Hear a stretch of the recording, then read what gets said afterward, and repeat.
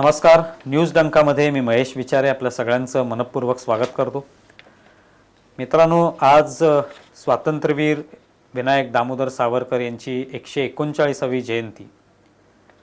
भारत भाग्य विधाता ही जी मुलाखतींची मालिका आम्ही घेऊन आलो आहोत, याचं एक पुष्प आज आम्ही स्वातंत्र्यवीर सावरकरांना अर्पण करतो आहोत. आणि आपल्याला सगळ्यांना कल्पना आहे की भारतीय स्वातंत्र्याच्या अमृत महोत्सवानिमित्त आम्ही मुलाखतींची मालिका घेऊन आलो आहोत.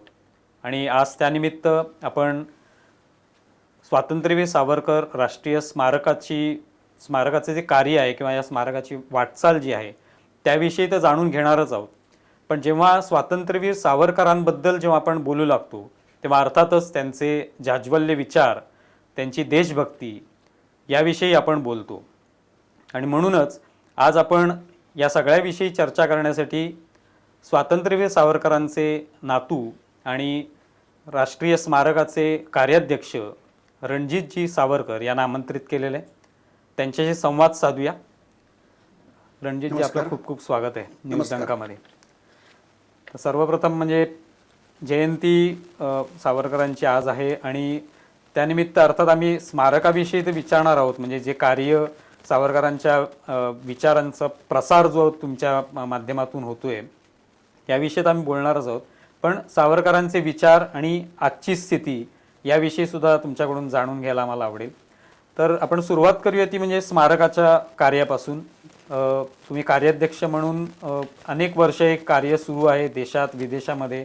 सावरकरांचे विचार जे आहेत ते पोहोचवण्याचं, पिढीमध्ये ज्या ज्या पिढ्या पुढच्या येतील त्यांच्यामध्ये रुजवण्याचं कार्य सुरू आहे. तर त्याविषयी सांगा सुरुवातीला. स्वातंत्र्यवीर सावरकरांचं जेव्हा त्यांनी आत्मरमण केलं 66 साली, त्याच्यानंतर मग सावरकरांचे अनुयायी एकत्र येऊन मग एक सावरकर स्मारक निर्माण झालं. जी वास्तू आत्ता जी आपण बघता ती खूप नंतर निर्माण झाली. परंतु त्याच्यामागे विचार हाच होता की सावरकरांचे विचार हे जिवंत राहिले पाहिजे, त्याचा प्रचार झाला पाहिजे. कारण नेहरू शासनाने सावरकरांना गांधीवधात अडकवलं आणि त्याच्यानंतर हिंदू सभा संपली. इतिहास तुम्हाला सगळ्यांना माहिती आहे. हिंदू सभा आणि संघाचे जवळपास 30,000हून अधिक लोकांना अटक झाली आणि एक पक्ष संपवून टाकला. त्याच्यानंतर सत्तेच्या बळावर त्यांनी सावरकर विचार लोकांपर्यंत पोचूच दिले नाहीत. आणि सावरकरांचे विचार हे कालनिरपेक्ष आहेत. म्हणजे तुम्ही जर बघितलं, कारण आज प्रत्येक नेता जो आपण म्हणतो इझम म्हणतो, गांधीइझम किंवा आणखीन कुठले, तर त्याच्यामध्ये तो नेता काय म्हणाला इतकंच तुम्ही मर्यादित असता. त्याच्या बाहेर तुम्हाला जायची अनुज्ञा नसते. पण सावरकरांनी स्वतःच सांगितलं की कुठलेही विचार हे स्थायी राहू शकत नाही. जशी परिस्थिती आहे तसं तुम्हाला ती उपाययोजना बदलायला पाहिजे. तर मुळात सावरकरांचे विचार म्हणजे काय आहे तर उपयुक्ततावाद हा सावरकरांचा एक मुळात सिद्धांत आहे. म्हणजे मी जे काय करतोय, मी काही करणार आहे, याचा देशाला किती उपयोग आहे. हा काही पाश्चात्य व्यक्तिसापेक्ष उपयुक्तवाद नाही आहे. हा श्रीकृष्णाचा राष्ट्रीय उपयुक्ततावाद आहे. भगवान श्रीकृष्णांनी जे तत्त्वज्ञान सांगितलं पांडवांना आणि ज्या पद्धतीने ते आयुष्यभर जगले, तर ते तत्त्वज्ञान सावरकरांनी अंमलात आणलं. आणि त्याच्यात हाच आहे की आज उपयोगी आहे की नाही हा निर्णय आजच्या समाजाने घ्यायचा आहे. आणि मूळ गाभा जर सावरकरांचा आपण बघितला तर तो राष्ट्रवादाचाच आहे. आता सावरकरांनी जे विचार सांगितले तर मला वाटतं की सावरकरांनी तेव्हा जे काय 100 वर्षापूर्वी त्यांनी 1923 साली हिंदुत्वचं एक पुस्तक लिहिलं. त्याच्या आधी अंदमानवर होते, त्याच्या आधी त्यांचं एक क्रांतीपर्व त्यांच्या आयुष्यात होऊन गेलं. आणि 1923 नंतर आपल्याला जे सावरकर दिसतात ते हिंदुत्ववादाचे प्रणेते आणि समाजसुधारक सावरकर. तर आजच्या परिस्थितीत मला वाटतं हे दोन जे मुद्दे आहेत ते अत्यंत रिलेव्हंट आहेत आजही. आणि हे मला असं दुर्दैवाने वाटतं की सावरकरांनी दिलेले इशारे आज खोटे ठरले असते तर स्वतः सावरकरांना अत्यंत समाधान वाटलं असतं. पण हिंदू समाजाने त्यांच्याकडे कधी लक्षच दिलं नाही. त्यांनी जे वेळोवेळी इशारे दिले आणि त्यामुळे ते खरे होत गेले. म्हणजे आज आपण सावरकरांना द्रष्टे म्हणतो, पण मला निश्चित वाटतं की त्यांचे इशारे खोटे ठरले असते, समाजाने खोटे पाडले असते काहीतरी काम करून त्यांच्या मार्गदर्शनावर, तर ती परिस्थिती आली नसती. आणि म्हणून सावरकर विचारांचा प्रसार हे आमचं मुख्य काम आहे. आणि मग त्याच्याबरोबर मुंबईत सावरकर स्मारकाची एक मोठी जागा आहे आणि मग तिथे आम्ही असे विविध उपक्रम चालवतो की जेणेकरून नवीन पिढीला सावरकरांचं ओळख होईल, तोंड ओळख होईल. कारण विचार हे असे थोपून होत नाहीत, ते तुम्हाला हळूहळू रुजावे लागतात. आणि म्हणून सावरकरांच्या धोरणानुसार आम्ही तिथे जे उपक्रम आहेत ते मुख्यतः कलाक्षेत्रातील आहेत, कारण कलेच्या माध्यमातूनच प्रचार होतो. आणि सावरकरांचं एक मोठं हे होतं की वारंवार उच्चार हाच प्रचार. त्यामुळे कलेची नाट्य कसो, संगीत असो. आता आमचा एक कलाप्रबोधिनी आहे तिकडे आणि त्याच्यामार्फत आम्ही अनेक कार्यक्रम करतो. म्हणजे शतजन्म शोधिताना एक सावरकरांवरचा 3 तासाचा कार्यक्रम आहे, सावरकर साहित्यातलं. त्याच्यामध्ये नृत्य, नाट्य, गायन असा अनेक यांनी तो कार्यक्रम होतो. त्याचे जवळपास 60-70च्या वर प्रयोग झालेले आहेत. आणि दुसरं हे मृत्युंजय नावाचं एक नाटक आहे अंदमान पर्वावर, त्याचे जवळपास 150 प्रयोग झाले आहेत. आणि असा अनेक पद्धतीने तो प्रचार सुरू असतो. दुसरा क्रीडा प्रबोधिनी जो आहे तर ज्याला मार्शल आर्ट्स आपल्याला म्हणता येईल. म्हणजे बॉक्सिंग आहे, धनुर्विद्या आहे, रायफल शूटिंग आहे, तायक्वॉन्डो आहे, कराटे आहे, ह्या अशा मार्शल आर्ट्स आणि एक योग, तर ह्या सगळ्याचे प्रशिक्षण वर्ग तिकडे चालतात. आणि काही हजार जण त्याचा लाभ घेतात त्याचा. आणि तिसरं एक स्मारकाचं वाचनालय आहे की जे सगळ्यांना खुलं आहे. म्हणजे अगदी विक्रम संपत सारखा लेखक पण तिकडे संशोधन करायला येतो. आणि हे सगळ्यांना खुलं आहे, कोणाला याच्यात बंदी नाही आहे. तिथे येऊन तुम्ही सगळा अभ्यास करू शकता. बरोबर. स्वातंत्र्यवीर सावरकरांना सशस्त्र क्रांतीचे जनक असं आपण म्हणतो. म्हणजे त्यांनीच ही क्रांतीची ज्योत जी आहे, सशस्त्र क्रांतीची ज्योत, ती त्यांनी प्रज्वलित केली आणि त्याच्यापासून अनेकांनी प्रेरणा घेतली पुढे. आजच्या जसं तुम्ही म्हणालात की स्मारकामध्ये विविध खेळांचं प्रशिक्षण दिलं जातं, विशेषतः ते स्वसंरक्षणार्थ असलेले खेळ आहेत किंवा शस्त्राशी संबंधित खेळ आहेत. तर याचं आजच्या पिढीच्या दृष्टीने किती महत्त्व आहे किंवा आगामी काळात सुद्धा. आणि तुम्ही जसं म्हणालात की सावरकरांचे विचार हे अनेक काळापर्यंत टिकून राहणारे आहेत, तर त्या अर्थाने त्यातला जो पहिला भाग आहे की जो क्रांतिकारक सावरकर, तर सावरकरांनी वयाच्या 16 वर्षी शपथ घेतली. आणि सावरकरांचं वेगळेपण असं आहे की इतर सगळे क्रांतिकारक देशाकरता प्राण देईन अशी शपथ घेत होते, तेव्हा देशाकरता मी मरेस्तोवर शत्रूला मारता मारता झुंजेन. म्हणजे सावरकरांना माहिती होतं की मी मरून स्वातंत्र्य मिळणार आहे, ते शत्रूला मारून मिळणार आहे, आणि ते काम मी मरेस्तोवर मी लढत राहीन अशी शपथ घेणारे सावरकर एकमेव होते. आणि गुप्त क्रांतिकारक चळवळीचे ते जनक आपल्याला म्हणता येईल. कारण 1900 साली भारतातील पहिली गुप्त क्रांतिकारी चळवळ अभिनव भारत, त्यावेळी त्याचं नाव मित्रमेळा होतं. आधी रामभक्त समूह होतं, राष्ट्रभक्त समूह, आणि त्याचा कोडवर्ड त्याचा जो होता तो रामहरी होता. आणि मग राष्ट्रभक्त समूहाचा मित्रमेळा झालं आणि मग 1904 साली त्याचंच रूपांतर अभिनव भारतमध्ये झालं. परंतु जेव्हा आपल्याला स्वातंत्र्य मिळालं तेव्हा सावरकरांचं म्हणणं आहे की हा जो क्रांतीचा मार्ग आहे हा परकीय शत्रूविरुद्ध लढण्यासाठीच असावा, याचा कधीही उपयोग आपल्या सरकारशी लढताना करू नये. कारण त्यांनी जो अभ्यास केला होता म्हणजे युरोपमध्ये, फ्रान्समधल्या ज्या वारंवार फ्रान्समध्ये तर अनेक राज्यक्रांत्या झाल्यात, याला कारण आहे की राज्यक्रांती झाल्यानंतर नवीन शासन आल्यानंतरही एक यांचे चालू झालं. त्याच्यामुळे सावरकरांनी स्वतः अभिनव भारताचं विसर्जन 1952 साली केलेलं आहे की आता आम्ही लोकशाहीच्या मार्गाने लढू. परंतु त्याचा दुसरा जो भाग आहे की स्वसंरक्षण हा घटनेने दिलेला आपल्याला अधिकार आहे आणि त्याच्यासाठी शस्त्रसज्ज राहणं हाही आपला अधिकार आहे. आणि जगात सगळ्या देशांमध्ये हा अधिकार आहे. परंतु भारतात ब्रिटिशांनी 1857च्या याच्यानंतर जेव्हा राणीचा जाहीरनामा आला 1860 साली, मला वाटतं त्या काळातच शस्त्रबंदीचा कायदा आणला. तो दुर्दैवाने आजही भारतात लागू आहे. आज आपल्याला तो अधिकार नाही आहे की जो जगात सगळ्यात आहे. आणि म्हणून सावरकरांनी 37 साली एक शस्त्रगीत पण लिहिलं आहे. त्यात त्यांनी असं म्हटलं आहे की आपले देव पण शस्त्रधारी आहेत. तर शस्त्र, कारण गांधीवाद असं म्हणायचं की शस्त्र धारण करणंच पाप आहे. तर सावरकरांचं म्हणणं शस्त्र हे पाप किंवा पुण्य नाही आहे, त्याच्यामागचा हेतू हा पाप किंवा पुण्य आहे. मग एखाद्या चोरांनी जर तुम्हाला दरोड्याकरता शस्त्र वापरलं ते पाप आहे, पण एखाद्या सैनिकांनी त्याच चोराला मारण्याकरता शस्त्र वापरलं, पोलिसांनी वापरलं तर ते पुण्य आहे. तर हा जो आहे की स्वसंरक्षण, आणि मला वाटतं हे आपण सरकारवर सोडून चालणार नाही. कारण स्वातंत्र्यानंतरही आजही म्हणजे आता काश्मीर फाईल्सपर्यंत तुम्ही बघितलं की किती 5 लाख हिंदुत्वादीकडनं आपलं घरदार सोडून जावं लागलं. आणि याच्याकरता की तुम्ही शासनावर स्वसंरक्षणाकडे अवलंबून राहू शकत नाही. तो माझा अधिकार आहे, माझं संरक्षण मी करणार. आणि त्यासाठी सैनिकी शिक्षण हे शाळा महाविद्यालयातनं दिलं पाहिजे सावरकरांचं मत होतं. आणि आजही ते तितकंच उपयुक्त आहे. आज काळ म्हणजे बदललेला दिसून येतोय, हिंदूंमध्ये जागृती झाली असं दिसून येतं. आजच्या काळामध्ये तुम्हाला काय वाटतं, किंवा आज जर सावरकर असते तर आज त्यांची काय भूमिका असती? म्हणजे आज खरोखरच समाज काय बदललेला वाटतोय? किंवा आपल्या समाजाचं एक दुर्दैव आहे की आपण फार व्यक्तिकेंद्रित असतो. तेव्हा सावरकर होते, आज मोदी आहेत, मोदी करतील ना. पण दुर्दैवाने असं घडत नाही. मी वारंवार सांगतात की कृष्णाचं जे प्रसिद्ध वचन आहे की जेव्हा जेव्हा साधूंवर परित्राणाय साधुराम विनाशाय दुष्कृताम धर्मसंस्थापनार्थायम, तर ते संभवामी युगे युगे जे वचन दिलेलं आहे त्याच्यावर आपण विश्वास ठेवतो की कोणीतरी एक अवतार जन्माला येईल. आज म्हणतात की आज मोदींचा अवतार झालाय आणि ह्या अवतारावर विश्वास ठेवल्यामुळेच म्हटलं वाटतं आपलं खच्चीकरण झालं आहे की जेव्हा अवतार नव्हते, आपण जर वैदिक काळात गेलो तर तेव्हा कुठलाही अवतार झाला नव्हता. तेव्हाचा समाज हा शस्त्रशुद्ध होता आणि तेव्हाची जी दैवत होती, मी तेव्हा आपण पंचमहाभूतांचे जे प्रतीक आहेत म्हणजे इंद्र, वायू, अग्नी, वरुण आणि मरुत हे आपले 5 देव होते. हे शस्त्रशुद्ध होते आणि सदैव लढायला सिद्ध होते आणि तेव्हा त्यांच्यामुळे तो समाजही तसाच होता.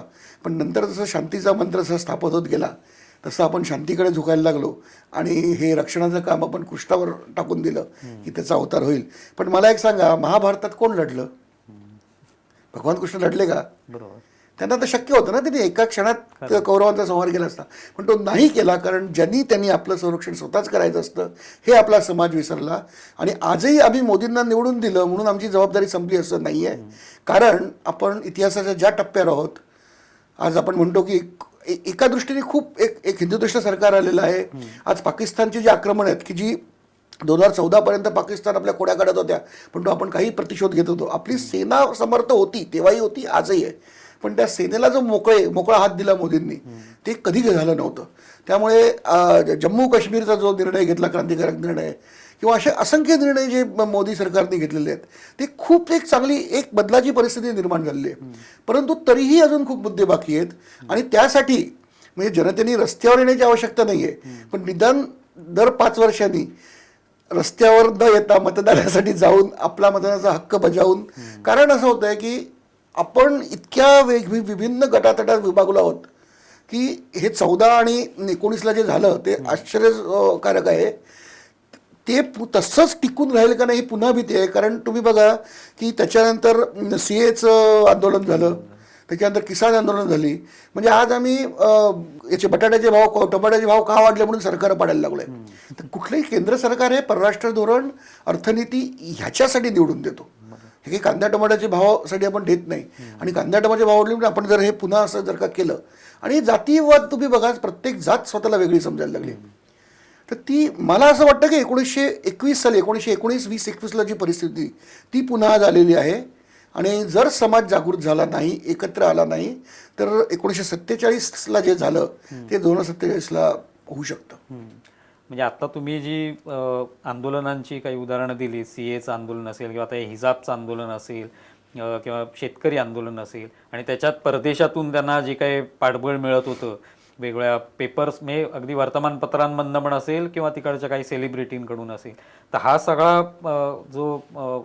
हे सगळं जे वातावरण आहे किंवा ही परिस्थिती जी आहे त्यामुळे तुम्ही असं म्हणताय का की आज मोदी असताना सुद्धा अशी परिस्थिती निर्माण होऊ शकते? नाही, तुम्ही मुळात जा. हे आंदोलनं हा एक जसं ताप आला की आपण कळतं की तुमची प्रकृती ठीक नाही आहे, पण त्याचा ताप अनेक कारणांमुळे येतो. तो टायफॉइडचा असू शकतो आणि तो साधा सर्दी ताप असू शकतो. पण त्याच्यासाठी जर तुम्ही त्याचा इलाज केला नाही, मूळ शोधलं नाही, तर मूळ जर तुम्ही शोधलं तर मी म्हणेन की काळाचं चक्र 100 वर्षानंतर पुन्हा आहे तसं झालेलं आहे. आता आपण एक मुद्दे घेऊ की 1919 साली एक खिलाफतची चळवळ झाली. मला वाटतं खिलाफतची चळवळ काय आहे हे आजच्या पिढीला माहिती पण नसेल. तर त्याचं मूळ असं आहे की केमाल पाशाने तिथला जो खलिफा होता तुर्कस्तानचा त्याला पदच्युत केलं आणि सत्ता हस्तगत केली. केमाल पाशाला तुर्कस्तानी जनतेचा पाठिंबा होता. आता केमाल पाशा आणि तुर्कस्तानी हे स्वतः मुस्लिम होते आणि मुस्लिम धर्मशास्त्रानुसार खलिफा हा केवळ त्या तुर्कस्तानचा राजा नव्हता, तर तो समस्त मुस्लिम जगताचा राजा होता. तर म्हणजे हा मोठा मुद्दा आहे मुसलमानांच्या दृष्टीने की आमच्या राजाला तुम्ही पदच्युत केलं. पण जागतिक परिस्थिती बघितली तर कुठल्याही इस्लामिक राष्ट्राने तेव्हा त्या खलिफाला पाठिंबा दिला नाही किंवा त्याला काढायला विरोध केला नाही. म्हणजे पहिलं काढलं मुसलमानांनीच काढलं, ब्रिटिशांचं त्यांना एक समर्थन होतं त्यांना. परंतु जर तुम्ही इराक, इराण, अरबस्थानातले सगळे देश, अफगाणिस्तान, येमेन ही सगळी जर राष्ट्र बघितली मुस्लिम बहुल राष्ट्र, तर कोणी याला विरोध केला नाही. त्याला विरोध झाला फक्त भारतातनं. त्याला भारतात अली बंधू जे मुस्लिम लीगचे प्रमुख होते तर त्यांनी खिलाफतची चळवळ सुरू केली आणि ती चळवळ भारताच्या मुस्लिमांशी काही संबंध नव्हता. अफगाणिस्तानच्या अमिराशी होता, तुर्कस्तानच्या खलिफाशी होता. त्याला काढणारे मुसलमान होते. समर्थन करणारे ब्रिटिश होते, चळवळ भारतात झाली, त्याला गांधींनी पाठिंबा दिला. खिलाफत चळवळीची विरुद्ध जी आघाडी स्थापन केली त्याचे गांधी पहिले प्रमुख बनले. तोपर्यंत काँग्रेसनेही पाठिंबा दिला, नंतर दिला, पण गांधींनी त्याला समर्थन दिलं. आणि गांधींचं समर्थन इथपर्यंत होतं की ब्रिटिशांना विरोध म्हणून आम्हाला अफगाणिस्तानचा अमीर चालेल, आणि एक अफगाणिस्तान अमीरला त्यांनी एक तारी पाठवली होती त्यांनी तेव्हा, की तुम्ही भारतावर आक्रमण केलं तर आम्ही तुम्हाला सहकार्य करू. आणि गांधींचं म्हणणं असं की ब्रिटिशांच्या जुलमापेक्षा तो अफगाणिस्तानचा अमीर आम्हाला परवडेल. आता खरं हे किती विरोधाभास आहे तुम्ही बघा, की भारतावर जी आक्रमणं झाली अफगाणिस्तानमध्येच झाली पहिली, ती धर्मांतरं, त्याच्यातला बलात्कार आणि हत्या, हे तुम्ही बघितलं की शरण आलेल्या शत्रूंच्या त्यांचं शिरच्छेद करून त्याची मुंडकी रचण्याची परंपरा अफगाणिस्तानमध्ये झाली. त्यामध्ये ब्रिटिश तर आपल्याला फार चांगले होते, परंतु केवळ ब्रिटिश नको आणि आपली सत्ता, म्हणजे समाजावर आपली सत्ता राहावी, आपलं एकमत राहावं, मी त्यांचा एकमेव नेता बनावा हिंदूंचा आणि मुसलमानांचा, म्हणून गांधींनी सुरू केलं. आणि त्याची परिणती अशी झाली की मोपल्यांनी, केरळमध्ये मोपला नावाची एक जमात आहे जे हिंदूंमधूनच बाटून झालेले आहेत, त्यांनी प्रचंड दंगली केल्या आणि इतक्या क्रूर प्रकारे त्या दंगली झालेल्या आहेत. म्हणजे बलात्कार तर झालेच, पण गर्भवती महिलांची फोटो फाडून त्यातले गर्भ बाहेर काढून फेकण्यात गेले. लोकांना अर्धवट मेलेल्या लोकांनी त्यांना विहिरी आणि तलावात फेकून ती तलावडी विहिरी भरलेत. म्हणजे ही सगळी वर्णनं उपलब्ध असताना गांधी त्यांना माय ब्रेव मोपला ब्रदर्स म्हणत होते. आणि जेव्हा ही सगळी बाहेर आली तेव्हा गांधींनी त्याचं समर्थन काय करावं, त्यांना माहीत असलेल्या मार्गानुसार ते त्यांना ज्याला धर्म समजतात त्याच्याकरता ते लढले. मी खून, बलात्कार, धर्मांतर हे त्यांना माहीत असलेले मार्ग, आणि हिंदूंचा दोष काय तर तुम्ही त्यांना मतपरिवर्तन नाही केलं, त्यामुळे दंगलीचा दोष तुमचाच आहे. आता हे दंगलीचं उदाहरण मी मुद्दाम काढतो आणि हे खिलाफत चळवळीचं मी मला मुद्दाम देतोय. मला वाटतं तुम्ही सगळे सीएचे विसरला असेल, सीएचा विषय, सीएचं आंदोलन विसरलात का तुम्ही? त्याचा भारताच्या मुसलमानांशी काय संबंध होता? प्रत्येक भारताच्या मोठ्या शहरात, मुंबईत पण त्यांचे मोर्चे निघाले, जाळपोळ झाली, दगडफेक झाली. 1919-20 मध्ये शत्रू तुर्कस्तानचा कमाल पाशा आणि ब्रिटिश, मेले कोण? हिंदू. आणि ती मोपला दंगल ही केवळ एक नाव आहे, तेव्हा नागपूरपासून पूर्ण देशभरात सगळीकडे दंगली झालेल्या आहेत. कोहाटमध्ये जी दंगल झाली, कोहाट हा अफगाणिस्तान ज्याला आपण नॉर्थ वेस्ट फ्रंटियर प्रॉव्हिन्स म्हणतो, वायव्य सीमा प्रांत, पश्तून टोळ्यांचा जो प्रांत आहे, तर तिकडनं त्या कोहाटमधले 5,000 हिंदू कुटुंबांना, म्हणजे एकही हिंदू ते राहिला नाही, सगळ्यांचं स्थलांतर झालं. ते आपण विसरलो. त्याच्यानंतर आपण आता किती 5 लाख हिंदूंचं स्थलांतर होतं काश्मीरमध्ये, ते विसरलो. सिनेमा आल्या म्हणून आपण आठवत आहे. तर हा जो विस्मरणाचा जो काळ आहे ना, आपण जे विसरत जातो, त्यामुळे आपण तो इतिहास आठवला पाहिजे. आणि तिसरी महत्त्वाची म्हणजे या दोन्ही आंदोलनांना, म्हणजे तेव्हा गांधींनी सपोर्ट केला, आज काँग्रेस सपोर्ट करत आहे देशाच्या देशबाह्य मुद्द्यांवर. आणि गंमत म्हणजे आज सगळं, म्हणजे सावरकरांनी द्विराष्ट्रवाद मांडला वगैरे, अगदी साधी गोष्ट आहे की द्विराष्ट्रवादाचा पहिला जो उफाळून जो वर आला तो 1920च्या आंदोलनात आला. कारण गांधींनी सांगितलं की तुम्हाला तुमच्या धर्माप्रमाणे जगण्याचा अधिकार आहे मुसलमानांना, आणि तो भारतात मिळत नसेल तर त्यांनी देश सोडून जावं इथपर्यंत, किंवा तो घ्यावा. म्हणजे मुसलमानांना त्यांचं राष्ट्र कुराणप्रमाणे पाहिजे, भारतात ते द्यायला गांधींनी त्यांना प्रवृत्त केलं. आणि तेव्हापासून जे जे जे चक्र चालू झालं ते 26 वर्षांनी भारताची फाळणी करून थांबलं. आज पुन्हा तेच सुरू आहे. आज तुम्ही बघा, कुठलंही आंदोलनात असेल, अगदी किसान आंदोलन घेतलं तरी त्यातले किसान किती आहेत त्याच्यामध्ये. आज त्याला तुम्ही गेला तर सगळे म्हणतात की खूप चूक झाली, ही विधेयकं मागे घ्यायला नको, ती आमच्याच समर्थनाची आहेत. परंतु त्याला कॅनडातनं फंडिंग आलं, त्याला इस्लामी देशांचं फंडिंग आलं, त्याला लेफ्टिस्टनी फंड केलं. म्हणजे जे देशद्रोही लोक आहेत त्यांनी एकत्र येऊन आपल्यातली ही आंदोलनं पेटवत आहेत. अगदी आरक्षण आंदोलनामध्ये तुम्हाला तेच दिसेल. आणि आपण काय करतोय तर तत्कालीन फायदा करता. आणि हा सगळा पंजाबमधल्या मंडीचा प्रश्न होता. पंजाबमध्ये मंड्यांचे ठीक आहे, पंजाबमध्ये तुम्ही मागे घ्या, ते बाकी देशाला ते कायदे पाहिजेत, पण नाही, ते हट्टानी. आणि ह्या प्रत्येक ठिकाणी जेव्हा देशद्रोही तत्व हे करतात तेव्हा 1920-21 साली जे झालं तेच आजची काँग्रेस करते आहे. आणि आजचा समाजही तेच करतोय. म्हणून मी म्हणतोय की नुसते मोदी करतील, मोदी आहेत तर मोदी आहे तर मुमकिन आहे. ठीक आहे, मोदींनी सुरुवात केली आहे, पण मोदींना बळ द्यायची गरज आहे आपल्याला, आणि ती आपण दिली पाहिजे. आणखीन एक सांगतो, आता हे आपण आंदोलनाचं बोललो, आता थोडं आपण सांख्यिक दृष्ट्याचं घेऊ. 1921च्या जनगणनेनुसार भारतात 22% मुसलमान होते, आज तेवढेच आहेत. 1921ला जे 22% होते ते 1947ला 35% झाले, आणि तुमचा त्यांनी 35% भाग खाऊन टाकला. आता तेव्हा काय होतं की ही आपल्या ज्या बॉर्डरिंग एरियाज होत्या तिकडे ते मुस्लिम बहुल सगळी राज्य होती, आणि ते सलग तुकडे गेले. परंतु 15 ऑगस्टच्या नंतर पाकिस्तानात हिंदू 15% होते, भारतात मुसलमान 8% होते. आज पाकिस्तानात हिंदू 1 ते 1.5% जेमतेम उरला आहे आणि ते बहुतेक बाहेरचेच असतील. म्हणजे भारतामध्ये जे 8% होते आज परत 22% झाले आहेत. आणि त्यांची वाढ आज तुम्ही बघितलीत ना तर ती सगळ्या शहरांच्या बाहेर म्हणजे तुमचे सगळे हायवेज अगदी तुम्ही इथे जा ईस्टर्न एक्सप्रेस ला आपण जे वडाळ्याकडनं जातो ना ईस्टर्न फ्रीवेला तिकडे जाई बघा, तिकडे गेले 4 वर्ष मी बघतोय 4 वर्षात तिकडे इतकी प्रचंड मोठ्या प्रमाणात झोपडपट्टी वाढली आणि सगळे हे बांगलादेशी मुस्लिम तिथे भरलेले आहेत, बांगलादेशी आणि हे सगळे. तर त्यांना कोण प्रोटेक्शन देतं, का देतं, तर म्हणजे त्यांनी एक गठ्ठा मतदान म्हणून. म्हणजे आज हिंदूच आपल्या स्वार्थाकरता हे सगळं करतायत. तर हा पण बघितला पाहिजे की 8%चे इकडे 22% झाले आहेत. आता ह्या 22%चे जर आपण म्हणतो इतिहासाची पुनरावृत्ती होते ही झालेली आहे आणि ही याच्याकरताच झाली आहे की जर 47ला किंवा 22ला तर सोडाच, 22ला सावरकर तुरुंगात होते, ते 37 साली ते मोकळे झाले.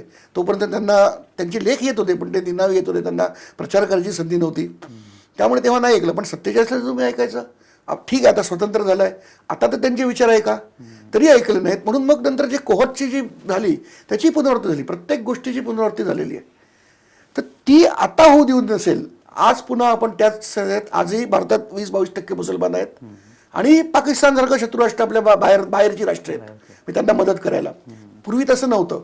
आणि आजची परिस्थिती अशी की तेव्हा तर ठीक आहे तुम्हाला 2/3 उरलं, आज जर अशी काही परिस्थिती आली तर मला वाटतं हिंदूंना देश राहणार नाही, कारण तुम्ही प्रत्येक ठिकाणी तुम्ही मायनॉरिटी आहात. आज मी अत्यंत जबाबदारीने विधान करतोय की मुंबईमध्ये देशात तर आहेतच पण मुंबईमध्ये सुद्धा तुम्हाला माहीत असेल की रस्त्यावरचा प्रत्येक व्यवसाय हा मुसलमानाच्या ताब्यात गेला आहे. त्याच्यामुळे दंगली जेव्हा होतात, जेव्हा काही होतं तेव्हा काही क्षणांमध्ये त्यांचे समूह हजारोंनी येतात आणि तुम्ही काही नाही करू शकत. आज तुम्ही भले तुम्ही 70% असाल तरी तुम्ही काही करू शकायचे याच्यात नाही. आणि म्हणून मी मगाशी म्हटलं की स्वसंरक्षण करणं हे तुमचं कर्तव्य आहे. आणि 22ची परिस्थिती 47ला 22%चे 35% होऊ नयेत आणि पुन्हा काहीतरी भारताचं, कारण तेव्हा विभाजन होणार नाही. जर 35% जर झाले तर भारताचा पंतप्रधान हा मुसलमान असेल. आणि मी मुद्दाम सांगतोय की भारताचा जेव्हा गृहमंत्री मुसलमान झाला तेव्हा एका महिन्यात काश्मीर झालेलं आहे, एका महिन्यात 5 लाख हिंदू स्थलांतर झालंय आणि ते प्रकरण दाबून टाकलं. इथे बातमीच नव्हती, आपल्याला कळलंच नाही की इतकं झालं. 5 लाख लोक स्थलांतरित झाले आणि जी स्थलांतरित ते पण गुप बसले आणि त्यांना म्हटलं ठीक आहे सरकारी मदत तरी तुम्ही बोलायचं नाही. मुंबईत आले, आपल्याला काहीच माहीत नव्हतं. ही आत्ताची गोष्ट आहे. तर आणि ह्याच्यासाठी सावरकरांचे विचार हे सगळीकडे गेले पाहिजेत आणि हे आमचं मुख्य उद्देश आहे. पण मग खरं तुम्हाला काय वाटतं की येत्या काळामध्ये सावरकरांचे विचार जे आहेत, तुम्ही तर प्रयत्न करताच आहात, पण खरोखरी परिस्थिती बदलू शकते, ती बदलण्याची क्षमता खरोखर आहे आपल्या लोकांमध्ये किंवा सावरकरांचे विचार आत्मसात करून? याला 2 मार्ग असतात. एक तर बाह्य आक्रमण किंवा इतरसाठी आमचं जे शासन आहे ते आपण मेजॉरिटीत आहोत, हिंदू इथे मेजॉरिटीत आहोत. मला हिंदू शब्द उच्चारताना आपल्या लोकांना लाज का वाटते मला कळत नाही. आणि जर लोकशाहीचा मार्ग बघितला तर बहुसंख्येचं भलं ही लोकशाही असते. त्यामुळे सावरकरांचा जो मुख्य संदेश आहे की जो हिंदू हित की राज करेगा, हिंदू हित की बात करेगा वही देश पे राज करेगा, हे मतदानात आपण केलं पाहिजे. दुसरं हेच ठीक आहे. आणि पुन्हा मी सांगतो की मोदी हे तो मुमकिन आहे, आपण सरकार दिलं आहे, पण सरकार काय करू शकतं ह्याला मर्यादा असतात. प्रत्येक वेळेला सरकार तुम्हाला काही मदत करू शकत नाही. काही गोष्टी तुम्हालाच करावं लागतात. दबाव गट हा तुमचाच पाहिजे आणि तो दबाव गट करण्यासाठी एकच मार्ग आहे, तो म्हणजे हिंदूंचं एकत्रीकरण. पण आज आपण नुसतं जातीवर नाही, आज आपण प्रांत, भाषा किती टक्केत. मी आज महाराष्ट्रातच जर तुम्ही म्हटलं तर बहुसंख्य जाती तुम्हाला माहिती असेल, त्यात बहुसंख्य जातीत 2 भाग असतात, एक कोकण असतं एक देश असतं. हे महाराष्ट्रातली परिस्थिती आहे. असं प्रत्येक ठिकाणी. मग तो जर ब्राह्मण म्हटलं तर तो महाराष्ट्रातच त्यांचे 4-5 गट आहेत, मग बाहेर आहेत, बंगाली ब्राह्मण आहेत, सारस्वत आहेत आणि प्रत्येक ठिकाणी आहेत. म्हणजे एक जात जर आपण म्हटलं तर ती पण तुमची एकत्र नाही आहे, त्याची तुकडे तुकडे आहेत. आणि मग राजकारणाकरता एक व्होट बँक पॉलिटिक्स म्हणून जेव्हा जातींचा वापर सुरू झाला ती आणखीन आपली परिस्थिती बिकट झाली. ते सगळं नष्ट होऊन जे हिंदू, आणि जे हिंदू म्हणजे सावरकरांच्या व्याख्यानुसार हिंदू की जे सिंधू नदीपासून सिंधू सागरापर्यंत हा जो देश आहे आपला, ही ज्यांची पितृभूमी आहे म्हणजे पूर्वज ज्या देशातले आहेत, आणि पुण्यभूमीचा थोडक्यात अर्थ असा आहे की माझ्या श्रद्धा या भूमीतच निर्माण झालेल्या आहेत. म्हणजे अगदी तुम्ही चार्वाक म्हटलं की जो ईश्वराला मानत नव्हता ती पण एक श्रद्धाच असते. ईश्वर आहे श्रद्धा आणि ईश्वर नाही ही पण एक श्रद्धाच आहे. ती पण भारतातच जन्मलेली आहे. त्यामुळे अगदी निरीश्वरवादी सावरकर निरीश्वर होते, पण त्यांची श्रद्धा या देशात जन्मलेली आहे ते हिंदू. आणि ते जेव्हा एकत्र येतील, त्याच्यामध्ये बुद्ध आले, शीख आले, जैन आले, आर्य समाज आले, लिंगायत आले, सगळे आले, तर हे जेव्हा एकत्र येतील तेव्हाच आपण वाचू शकू. कारण तोपर्यंत नाहीतर 22% तोंड द्यायला आपण 2%, 3%, 4% अशा प्रत्येक जातीय संख्या आहेत. तर त्याच्यामुळे 22% मोठा गट आणि बाकी सगळ्यांचे छोटे गट असं आपण एकत्र राहू. जोपर्यंत आपण एकत्र येत नाही तोपर्यंत, आणि अनेकदा असं असतं की नुसते तुमचं संख्याबळ जे असतं ना त्याच्या आधारावरच शत्रू मग विचार करतो की मी यांचं काय करू. आणि ह्याला पुरावा आहे आपल्याकडे इतिहासातला. 13व्या शतकातली हे जे मुस्लिम दरबारी इतिहासकार असायचे ना, तारीख म्हणतात त्यांचं जे काय, तर तारीख ए फिरोजशाही ही 13व्या शतकातली एक तारीख आहे. त्याच्यामध्ये त्यांनी लिहिलं की दरबारात चर्चा होते की आपलं राज्य आहे, मग आपण कुराणाचा आदेश असा असतो की ते दुसऱ्या धर्माचे तुम्ही धर्मांतर करा किंवा त्यांना मारून टाका. तर ते म्हणतात की आता आपलं राज्य आहे, तर आपण हिंदूंना एक तर मारून टाकू किंवा त्यांचं धर्मांतर करू. तर तो जो वजीर असतो तो म्हणतो की नाही नाही, आपण हे करू शकतो आपल्या राज्यात, पण बाहेर सगळी हिंदूंची संख्या मोठी आहे, भारतात मुसलमान हे दाल में नमक जैसे आहे, आणि आपण जर आत्ता इथे हिंदूंना मारलं तर हे सगळे एकत्र आपल्याला मारतील. तेव्हा काही काळ जाऊ द्या, देशाच्या प्रत्येक भागात जेव्हा मुसलमान बहुसंख्येने मोक्याच्या ठिकाणी येतील तेव्हा आपण करू. 1300 आज 700 वर्ष वाट बघतात, तरी तुम्ही एकत्र होत नाही. आता तरी एकत्र व्हा, आणि नाही झालं तर ते तारीख आहे फिरोजशाहीमध्ये जे म्हटलंय की एक काळ असेल की ते हिंदू दालमध्ये नमक एवढा राहणार नाही.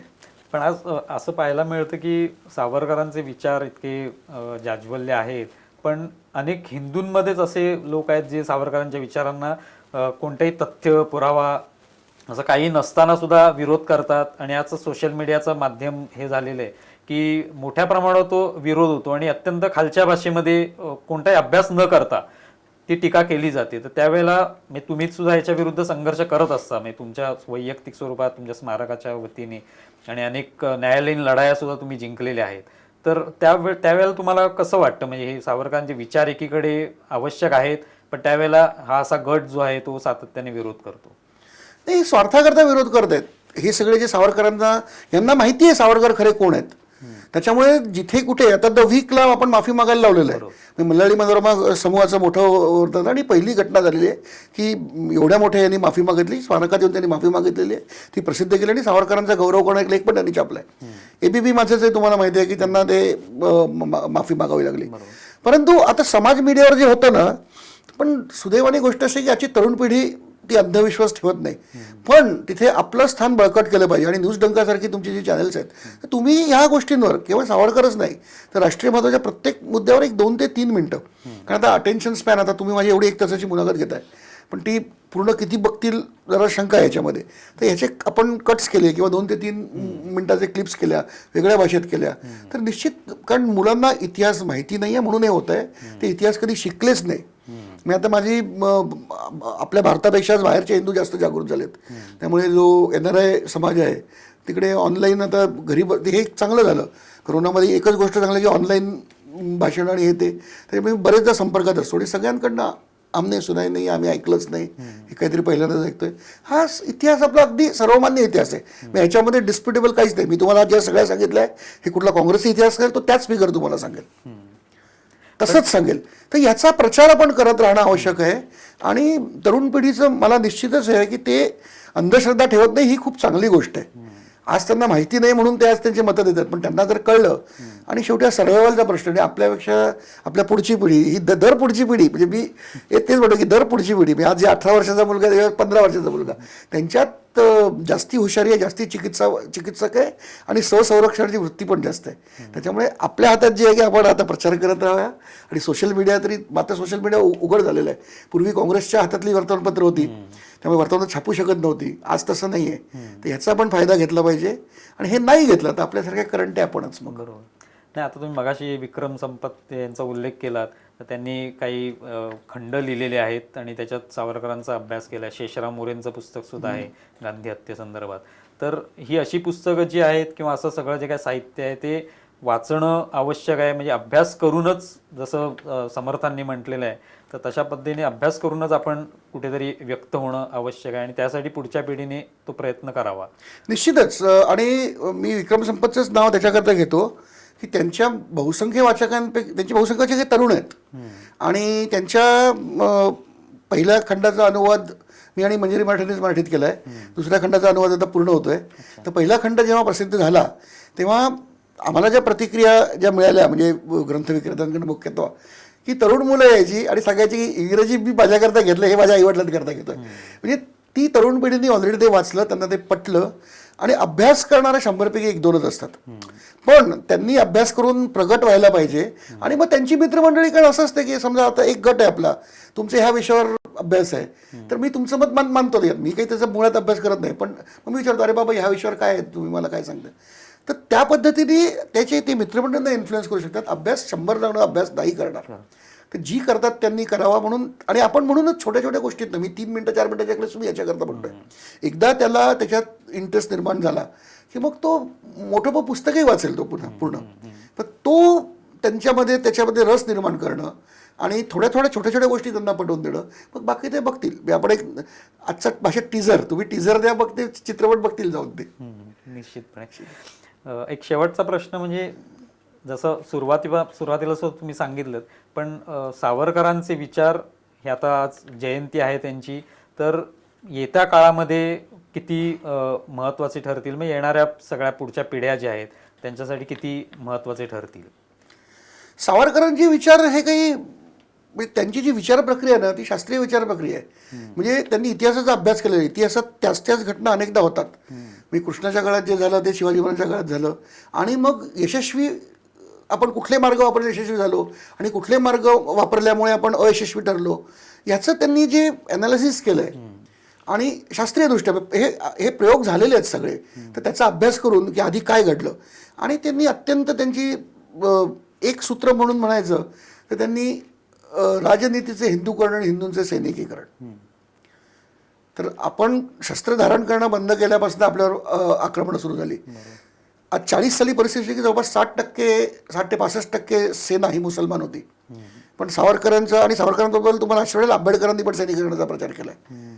तर त्याच्यामुळे भारतात जेव्हा विभाजनाची वेळ आली तेव्हा 65% हिंदू होते सैन्य, तरीही काश्मीरवर आक्रमण झालं. तुम्ही विचार करा.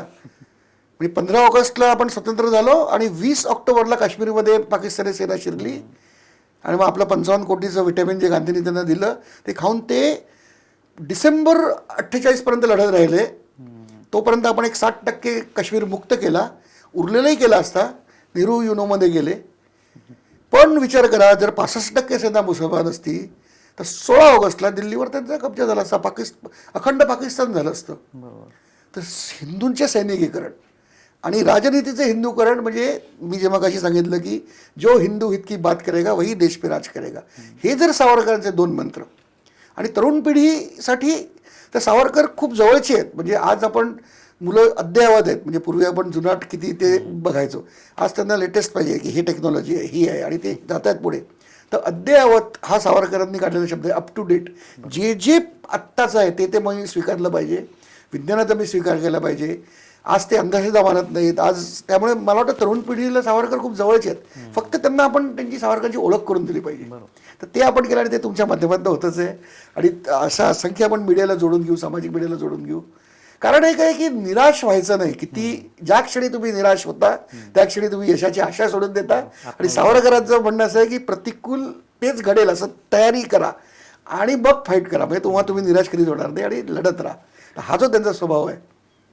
2-4च गोष्टी आहेत एवढ्या आपण घेतल्या. खरोखर म्हणजे लढत राहण्याची गरज आहे, अद्यावत होण्याची गरज आहे आणि एक जनजागृती जी आहे ती व्हायला पाहिजे. तुम्ही इथे आलात आणि खूप म्हणजे सावरकरांचे जे विचार आहेत, अर्थात तुम्ही जेव्हा बोलायला लागता तेव्हा ते विचार जे आहेत ते आपोआपच आमच्यापर्यंत पोचतात आणि आमच्या प्रेक्षकांना निश्चितपणे ते आवडलं असेल. तर तुम्ही आलात त्याबद्दल खूप खूप आभारी हो. नमस्कार. तर मित्रांनो, आत्ताच आपण रणजितजी सावरकर यांच्याशी संवाद साधला. तुम्हाला आमचा हा एपिसोड कसा वाटला हे जरूर कळवा. आमचा व्हिडिओ जास्तीत जास्त लाईक करा, शेअर करा. धन्यवाद.